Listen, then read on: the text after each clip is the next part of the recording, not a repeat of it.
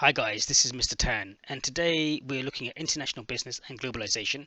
We are in week 2 and PowerPoint slides 1, and we're really looking at patterns and why certain companies have a competitive advantage and why certain countries export a lot more of their industries rather than they import. So, if we look at Walmart, Walmart in 1991 became the first international company. Ambitious global plans of expansion included, over 5,300 stores in the United States and more than 6,200 stores in over 27 different countries, and over 486 billion in sales globally. Walmart is one of the largest companies, and they focus on sourcing inexpensive merchandise at low-cost production locations such as China, helping to boost international trade. So why do certain patterns of trade exist? Some patterns are fairly, easy to explain. So Saudi Arabia exports oil, obvious. Ghana exports cocoa, and Brazil exports coffee. So why does Switzerland export chemicals, pharmaceuticals, watches, and jewelry? And why does Japan export automobiles, consumer electronics, and machine tools? And what role does the government have in this trade? So if we think about the mercantilist philosophy, they kind of make a crude case for government involvement in promoting exports and limiting as much as possible imports. So the Smith, Ricardo, and the Heckscher-Ohlin promote unrestricted free trade, and the new trade theory in terms of Porter's theory of national competitive advantage, Porter's diamond model, justify limited and selective government intervention to support the development of certain export orientated industries. But with the Porter's diamond model, it's more to it than that. There are 5 different elements which I will briefly talk about today in terms of Porter's competitive advantage. But there are again some limitations to Porter's work. So if we think about the mercantilist philosophy, country focus is China, a neo mercantilist nation, analyzes claims that China is a neo-mercantilist nation. Exports are largely responsible for China's recent rapid economic growth. The country, capitalizing on its cheap labor force, has been focused on converting raw materials into products that are then exported to developing countries like the United States. China's trade surplus has, started to contract, partly as a result due to allowing the Chinese currency, yen, to appreciate against the US dollar. But, as exports grow has slowed and imports have increased. But nevertheless, they export a huge range of products, transferring the raw materials into products and then exporting them to the world. But this has decreased, but they still export a huge amount, more than they actually import. And this is due to their cheap labor and the abundance of raw materials. So what is mercantilism? Well, mercantilism suggests that countries should design policies that lead to an increase in their holdings of gold and silver. This was usually done by increasing exports and limiting imports. The economic philosophy that used these were the Europeans in the 1950s and the late 70s, and it fueled colonialism and in Britain and France, Netherlands and Spain, and the nations increased their wealth by maintaining trade surpluses. The key problem with the mercantilist view is that it views trade as a zero-sum gain, where if one country benefits, the other must lose. And as an economic philosophy, mercantilism is flawed. Yet many political views today have the goal of boosting exports while limiting imports by seeking only selective liberalization of trade. So we can see the timeline here in late 1500s, middle 1500s to the 1600s, and then past the 1700 we've got absolute advantage, In the 1800s, we got a comparative advantage, and then we see other trade theories in terms of their timelines. In the 19th century, factor proportions theory, international product life cycle, new trade theory, and national competitive advantage. So these are, some of the theories that have developed over a period of time. So what is Smith's theory of absolute advantage? In 1776, Adam Smith attacked the mercantilist assumption that trade is a zero-sum game and argued that countries differ in their ability to produce goods efficiently, and that a country has an absolute advantage in the production of a product when it is more efficient than that of other countries in producing it. According to Smith, countries should specialize in the production of goods for which they have an absolute advantage, and then they can trade those goods for goods produced by other countries. And how does this theory of absolute advantage work? Well, if you assume two countries, Ghana and South Korea, have 200 units of resources that could be either used to produce rice or cocoa. So in Ghana, it takes 10 units of resources to produce 1 ton of cocoa. So 10 units of resources to produce 1 ton of cocoa, and 20 units of resources to produce 1 ton of rice. So in essence, you're taking twice as much units required of resources to produce 1 ton of rice, as opposed to using half the amount of units of resources to produce 1 ton of cocoa, assuming that cocoa and rice are kind of equal in their relative prices.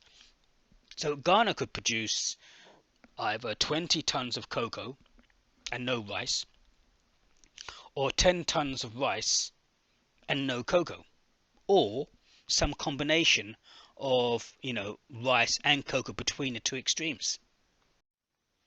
In South Korea, it takes 40 units of resources to produce 1 ton of cocoa and 10 resources to produce 1 ton of rice. So South Korea could in effect produce either 5 tons of cocoa and no rice, or 20 tons of rice and no cocoa, or some combination in between of these two.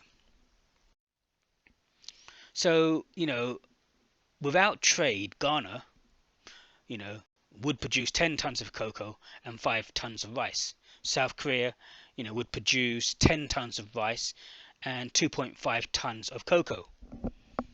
But with the specialization and trade, Ghana would produce 20 tons of cocoa, South Korea would produce 20 tons of rice.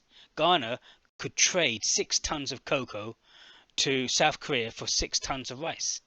So again, they're getting more rice and more cocoa each by trading.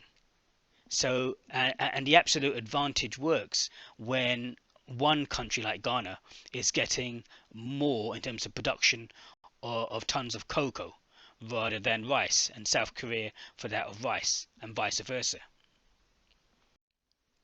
So after trade, Ghana would have 14 tons of cocoa and 6 tons of rice, and South Korea would have 14 tons of rice and left 6 tons of cocoa.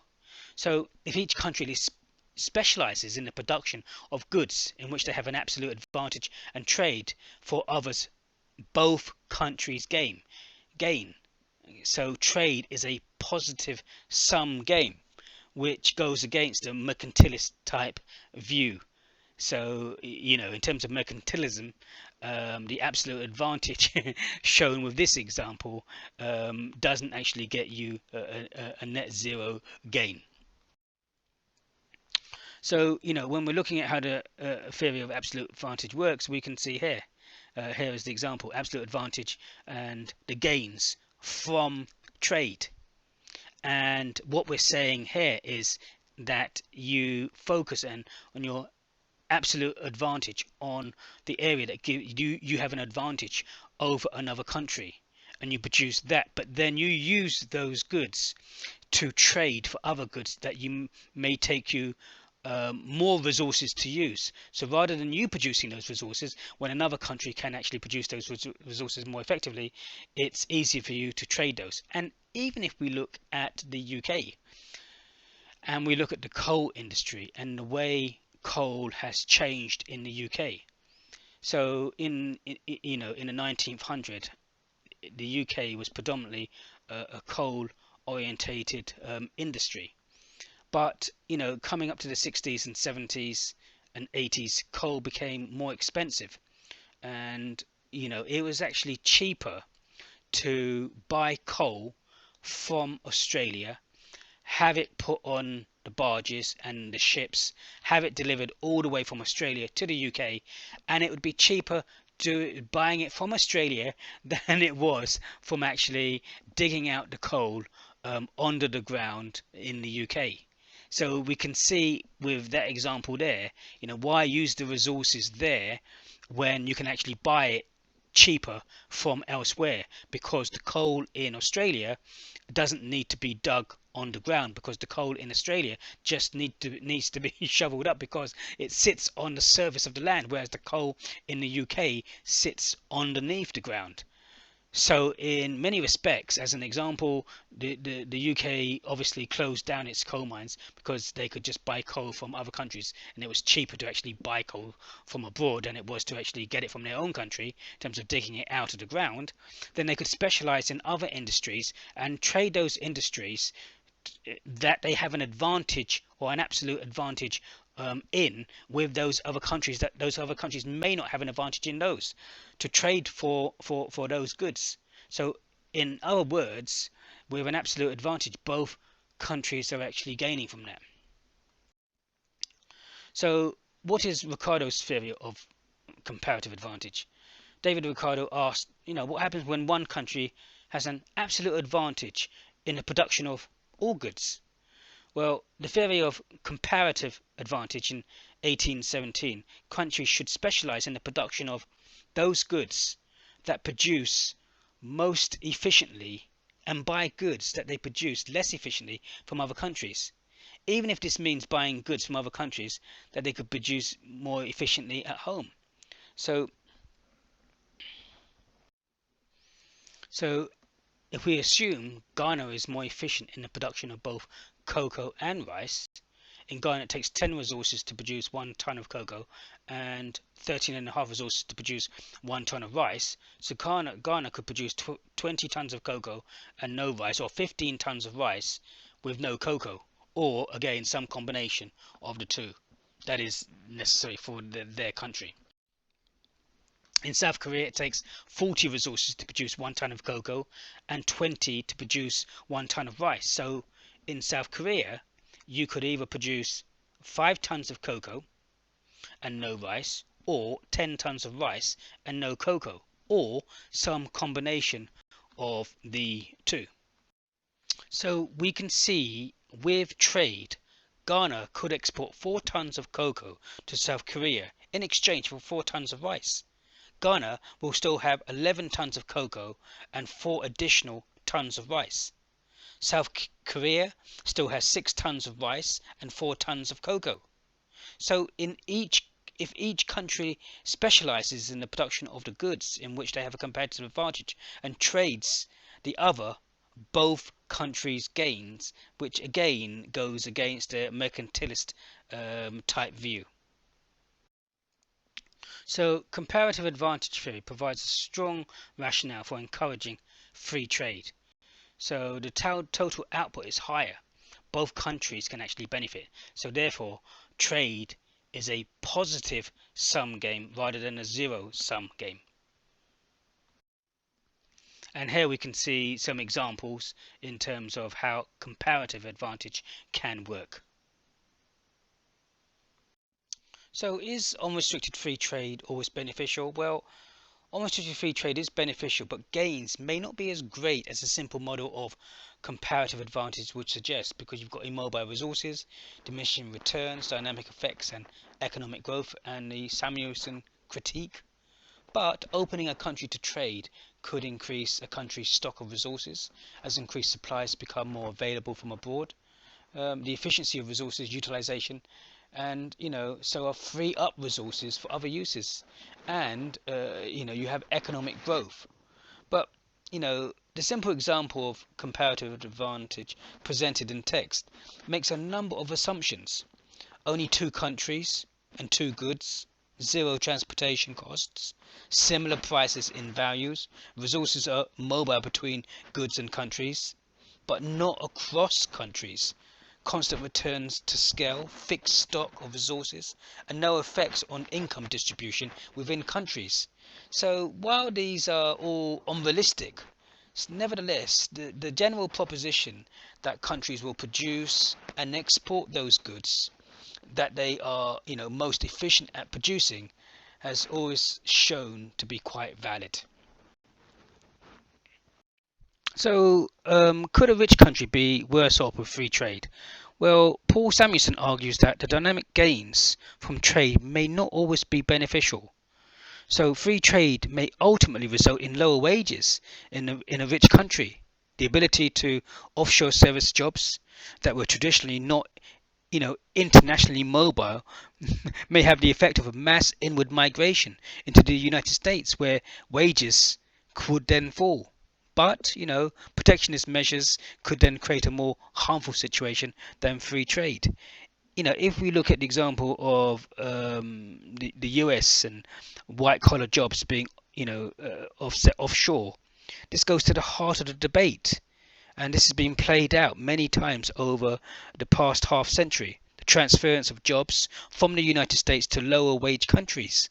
The difference now, however, rather than blue collar jobs being transferred, the new trend is for white collar jobs to move, jobs associated with the knowledge based economy. So, what is the Heckscher-Ohlin theory? Eli Heckscher 1919 and Ohlin 1933, the comparative advantage arises from differences in national factor endowments, the extent to which a country is endowed with resources like land, labour and capital. So the more abundant a factor, the lower cost. And these basic factors can include, natural resources, climate, geographical location and demographics. But while these basic factors can provide an initial advantage, they must be supported by advanced factors to maintain success. Advanced factors, the result of investment by people, companies, the government, are more likely to lead to a competitive advantage. If a country has no basic factors, it must invest into advanced factors. And this also goes to link in with a national competitive advantage in terms of Porter's diamond model. Porter discusses in terms of one of the elements in terms of factors, and he talks about not just the basic factors but advanced factors. And if we take the example of Germany, and with Germany they have their engineers and skilled people that could take up to 7 years in the automotive industry to be trained, then they have an advanced factor in terms of human resources that are trained in that for specifically for that industry. And these engineers, once they get their qualifications and their experience, they are seen as we look at doctors in the UK. They are well respected and revered.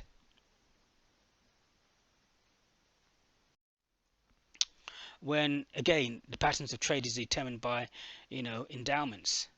Heckscher and Ohlin predict that the countries will export goods that make intensive use of locally abundant factors, import goods that make intensive use of the factors that are locally scarce. So does the Heckscher-Ohlin theory hold? Well, Wesley Leoneff 1953 theorized that since the US was relatively abundant in capital compared to other nations, the US would be an exporter of capital intensive goods and an importer of labor intensive goods. However, when looking at the research, he found that the US exports less capital intensive than US imports. So since this result was at variance with the predictions of trade theory, it became known as the Leoneff paradox. So I hope this has helped today in terms of looking at these different theories and applying it to different countries and seeing how a country can gain competitive advantage by focusing on specific areas or industries that they are actually strong in. So thank you today from Mr. Tan. So we've looked at these different theories and so on and so forth. We will be looking at Porter's diamond model in terms of competitive advantage in a little bit more depth and detail. But again, there are different theories and philosophies in terms of what nations should be doing to focus and specialize in order to get competitive advantage and what they should be doing. Ideally, countries do want to try and export more than they import, but it is, a balancing act in terms of how they focus their resources in order to achieve this. So I hope this has helped today from Mr. Tan.